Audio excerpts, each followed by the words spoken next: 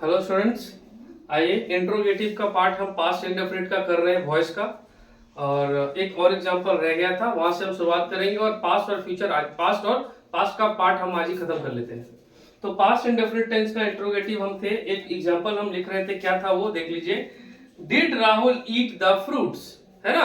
Okay, अब क्या है, did Rahul eat the fruits एक पास्ट इंडेफिनिट टेंस का इंट्रोगेटिव पार्ट है एक्टिव पैसिव का।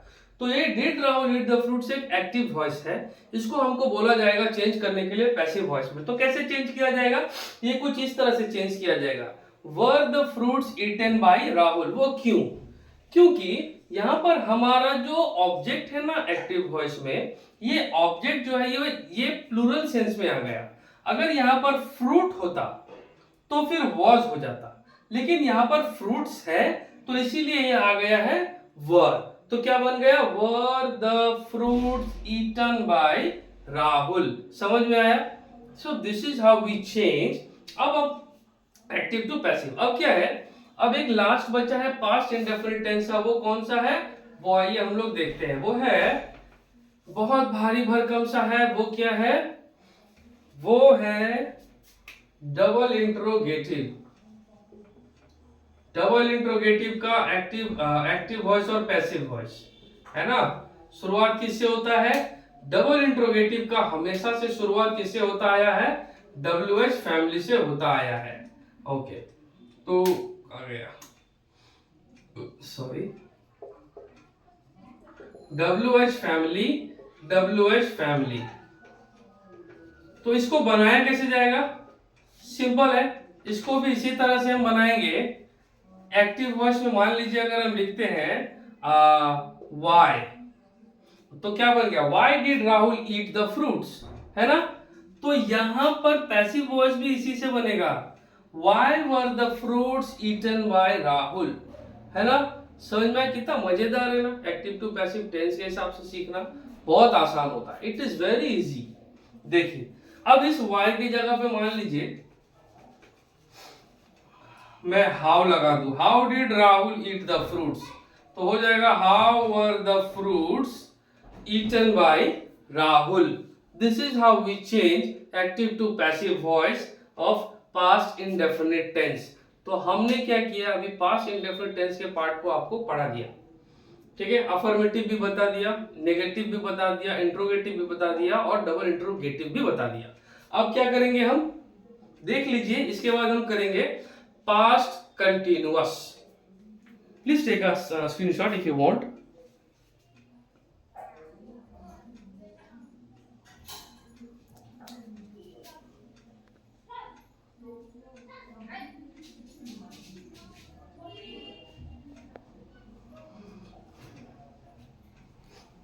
चलिए, थैंक यू। अब हम आते हैं पास्ट कंटिन्यूअस पर।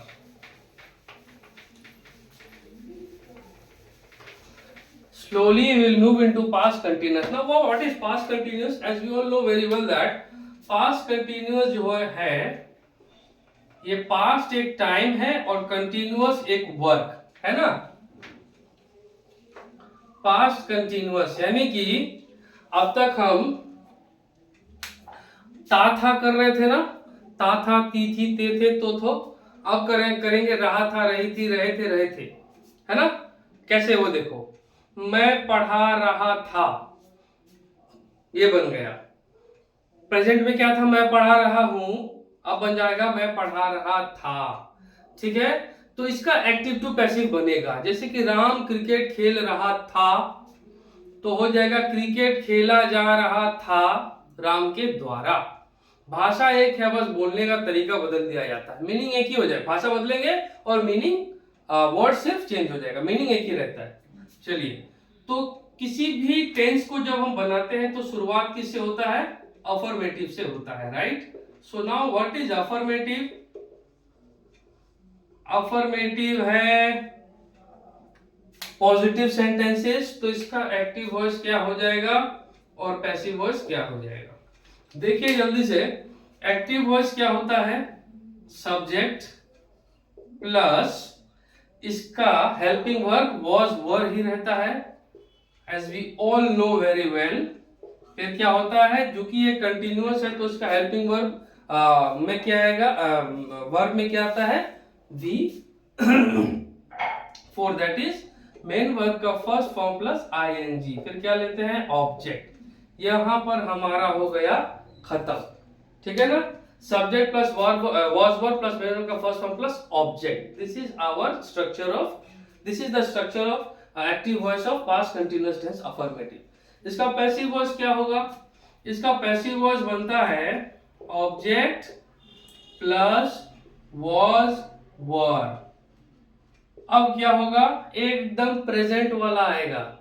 जैसे इज एम आर के बाद कंटिन्यूअस बनाते वक्त इज एम आर के बाद क्या आ गया था, बीइंग आ गया था, यहां पर भी बीइंग आ जाएगा, तो बन जाएगा बीइंग आ गया। अब क्या, मेन वर्ब का कौन सा फॉर्म आएगा, थर्ड। उसके बाद क्या आएगा, बाय। उसके बाद क्या आएगा, subject. Now this is the structure of past continuous tense affirmative sentences.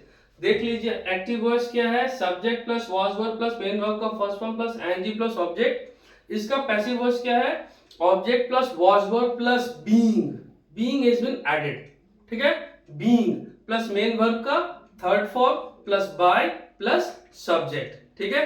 Okay, आइए इसका एग्जांपल बनाते हैं। एग्जांपल बनाएंगे तो आप आराम से सीख जाएंगे। एक्टिव वॉइस का एग्जांपल है, जैसे कि the students were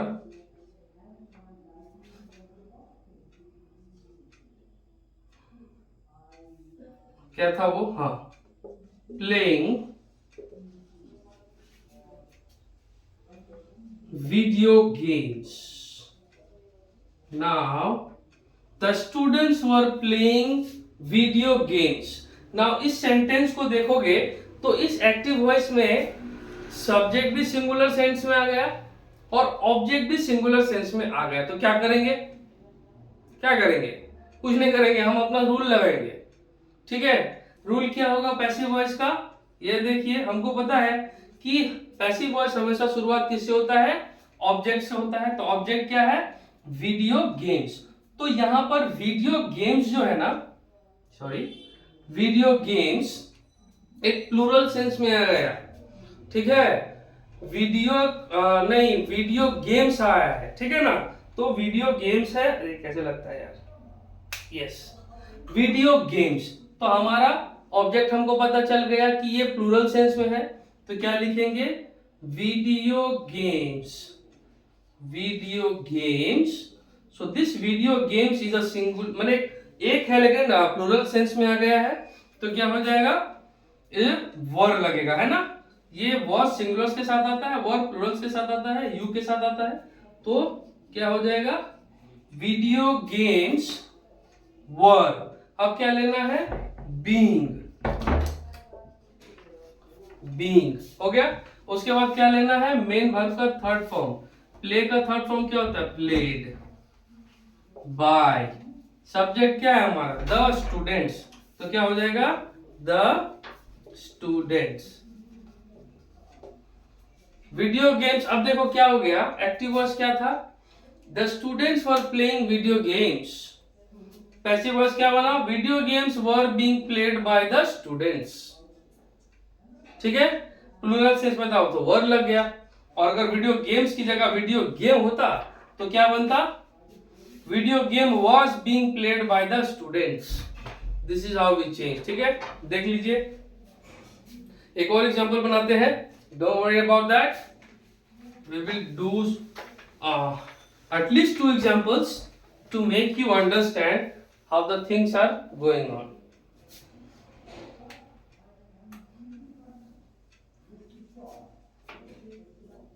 sorry, active voice बनाते हैं। C.S. Malik was teaching the students, C.S. Malik was teaching the students। यहां पर पास्ट कंटिन्यूअस की बात हो रही है ना, C.S. Malik स्टूडेंट्स को पढ़ाता था या पढ़ाते थे, टीचर हूं तो इज्जत दे देना, ठीक है। तो CS Malik was teaching the students. अब यहाँ पर हमारा ऑब्जेक्ट क्या है, सिंगुलर है कि प्लूरल है? प्लूरल है, स्टूडेंट्स है ना। ओके, तो इसका पैसिव वॉइस क्या बनेगा? The students were being taught by CS Malik, है ना। Now this is how we change active to passive in past continuous affirmative of voice। ठीक है, देख लीजिए एग्जांपल।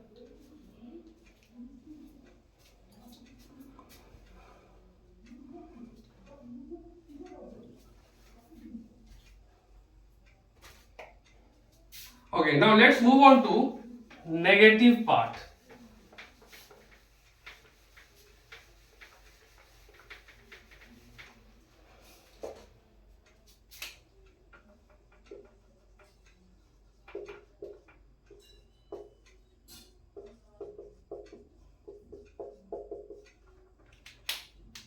क्या है? Subject plus was oblique verb plus not plus main verb का first form plus ING plus object. यही है ना हमारा पास्ट कंटिन्यूअस का नेगेटिव का, subject plus was verb plus not plus main verb का first form plus object, main verb का first form plus ING plus object. Sorry, इसका passive voice क्या बन जाएगा? Object plus was verb plus not आएगा third position पे, इसके बाद आएगा बीइंग। ठीक है, इसके बाद क्या आएगा? मेन वर्ब का थर्ड फॉर्म, फिर आएगा बाय, फिर आएगा subject. Now this is the structure of negative sentence of past continuous of voice, है ना। देख लीजिए, एग्जाम्पल बनाते हैं, एक्टिव वॉइस बनाते हैं। वही वाला एग्जांपल बना देते हैं, लास्ट जो भी बना रहे थे। CS Malik was not teaching the students। ठीक है, CS Malik was not teaching the students। इसका पैसिव वॉइस क्या बनेगा? एकदम ऑब्जेक्ट देखिए, स्टूडेंट्स। ओके, तो क्या हो जाएगा? द स्टूडेंट्स, हमारा ऑब्जेक्ट प्लूरल है, सिंगुलर तो है नहीं, तो प्लूरल है तो प्लूरल वाला हेल्पिंग वर्ब लेंगे, तो क्या हो जाएगा? The students were not being taught by CS Malik, है ना। This is how we do, we change active to passive of negative of past continuous of voice. ठीक है ना, देख लीजिए क्या हुआ। Active voice CS Malik was not teaching the students, passive voice क्या बना? The students were not being taught by CS Malik. ठीक है, ओके।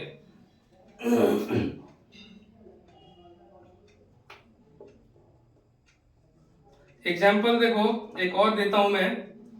पाखी was not eating the nuts। Nuts समझते हैं ना, काजू काजू। ओके, कैश्यू लिख देता हूं, ठीक है, it will be better. Nuts तो दूसरा हो गया। पाखी was not eating the cashew. देखो मैंने कैश्यू जो लिखा है ना, उसमें प्लूरल नहीं लगाया, कैश्यू लिखा। ठीक है, ओके। नाउ इसका एक्टिव वॉइस से जब पैसिव वॉइस बनेगा तो ये कुछ इस तरह से बनेगा, देख लीजिए। The cashew, the cashew. अब चूंकि हमारा ऑब्जेक्ट जो है ये सिंगुलर सेंस में आ रहा है, तो हेल्पिंग वर्ब भी सिंगुलर सेंस में ही आएगा। Okay, the cashew was not, ठीक है, बीइंग ईटन बाय पाखी। Okay, now this is the example of active passive of past negative sentence of past continuous of voice. Please have a look.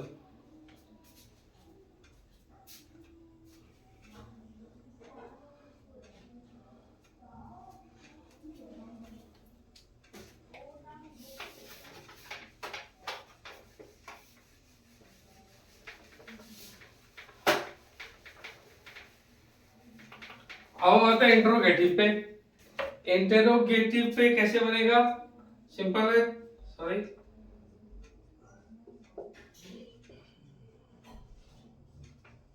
Interrogative है, active voice, passive voice. शुरुआत किससे होगा? आइए, हमेशा helping verb से शुरुआत होता है। वॉज या वर, फिर आएगा सब्जेक्ट प्लस मेन वर्ब का first form plus ING plus object plus question mark और मार्क ऑफ इंट्रोगेशन। इसका शुरुआत भी वैसा ही होगा, ठीक है। वॉज आ गया, वर आ गया, अब क्या होगा? अब आएगा ऑब्जेक्ट, सब्जेक्ट की जगह पर क्या आएगा? ऑब्जेक्ट। उसके बाद हम क्या लिखते हैं? बीइंग लिखते हैं। उसके बाद क्या लिखते हैं? मेन वर्ब का थर्ड फॉर्म। उसके बाद क्या लिखते हैं? बाय, फिर सब्जेक्ट, फिर अंत में question mark, that is mark of interrogation. As you all know very well, इसमें क्या होगा? ऐसा क्वेश्चंस होगा जिसका जवाब हाँ या ना में हो सकता है और जिसका शुरुआत हमेशा उसके हेल्पिंग वर्ब से होता है, ठीक है। देखिए एग्जांपल, देखिए एक्टिव वॉइस क्या है? वो सीता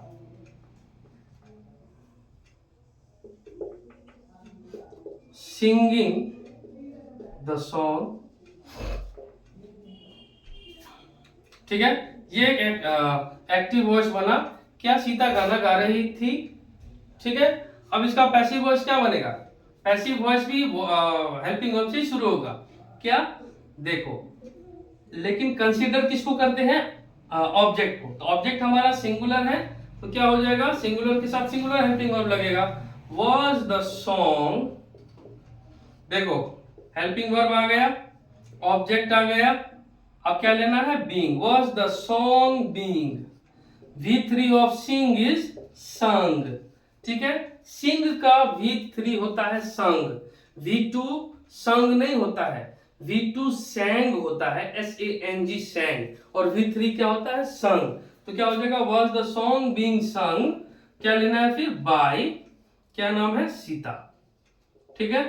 अब देखो, दोनों ही एक्टिव से पैसिव जब हमने चेंज किया ना, दोनों का अर्थ एक ही है।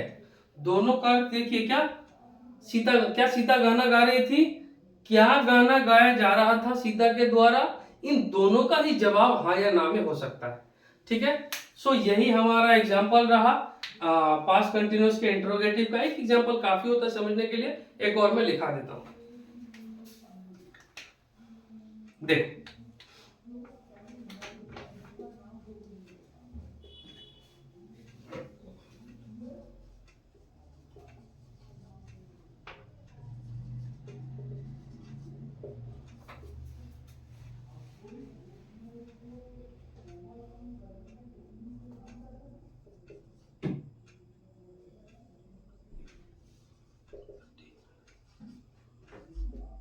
वर दे ईटिंग द डिनर या हैविंग द डिनर, ठीक है, okay. Were they eating the dinner, ठीक है।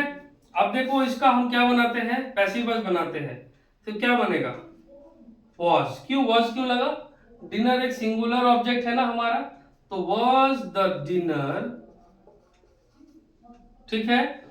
हेल्पिंग वर्ब ऑब्जेक्ट बीइंग, तो helping verb the dinner object being लगाएंगे। वॉज द डिनर बीइंग, क्या है? ईटिंग है ना, तो ईटिंग का थर्ड फॉर्म ईटन, फिर क्या होगा? बाय, फिर सब्जेक्ट। सब्जेक्ट में क्या है? सब्जेक्ट में है दे, तो सब्जेक्ट में जब दे होता है तो ऑब्जेक्ट की तरफ क्या बनता है? देम बनता है ना, देम नहीं बनता, देम बनता है। तो क्या बन गया? Was the dinner being eaten by them, क्या खाना खाया गया था उनके द्वारा, ठीक है। तो ये रहा हमारा इंट्रोगेटिव सेंटेंस। इसको जब डबल इंट्रोगेटिव बनाएंगे, इसी का डबल इंट्रोगेटिव बनाते हैं तो कैसे बनता है? देखिए, इसका जब डबल इंट्रोगेटिव बनेगा तो इसमें क्या करना है? इसमें करना यह है कि हमको बस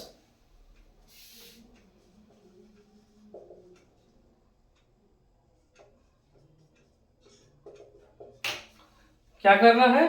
एक्टिव पैसिव में WH फैमिली ले लेना है, ठीक है, WH फैमिली ले लेना है। देखो बन गया, ये रहा हमारा डबल इंट्रोगेटिव, ठीक है, वेरी इजी।